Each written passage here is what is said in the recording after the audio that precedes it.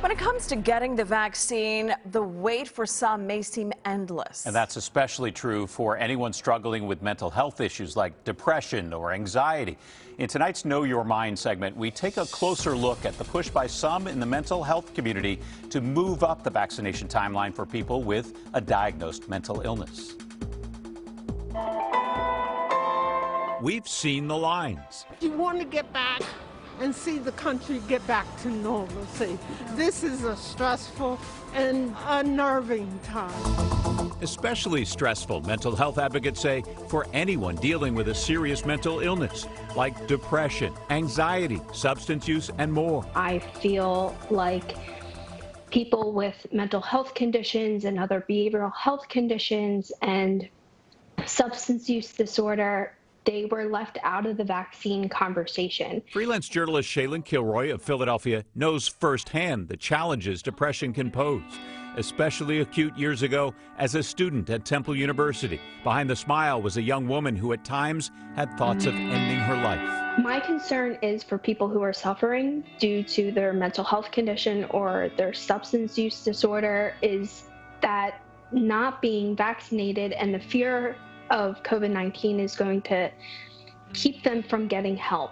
Kilroy wrote a recent opinion piece in the Philadelphia Inquirer calling for the state of Pennsylvania to include those with mental illnesses in the earliest vaccine phases, as are people with underlying health conditions. That's exactly what a handful of countries in Europe did, including the UK, followed by Germany, Denmark, and the Netherlands. In her op-ed, Kilroy writes of her own prior experience. My healing process was marked by the physical presence of people who supported my journey. Kilroy told me being around others is key, but a challenging safety issue during COVID. Like through recovery groups and in-person therapies and exposure therapies. We asked the state health department whether moving up the vaccine timeline for those with mental health issues was a consideration. Right now, the vaccination process and the phases are designed specifically to save lives. And we're trying to get the vaccination to people who have a higher risk of more serious illness or possibly the need for hospitalization. And that's the way the Pennsylvania's phased program is designed, and that's based on CDC guidelines. So that does not include mental illness?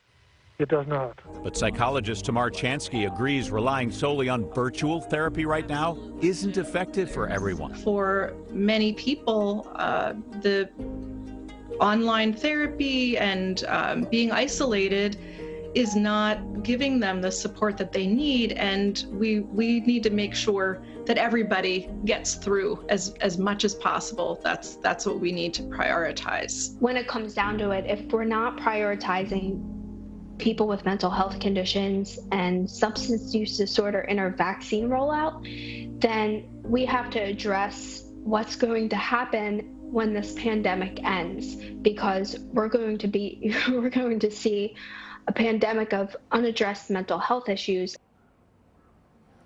If you or someone you know is struggling with mental health issues during this pandemic, you can visit the CDC website for suggested ways to cope. If you're in crisis right now, you can call the National Suicide Prevention Lifeline. The number's there on your screen, 800-273-8255.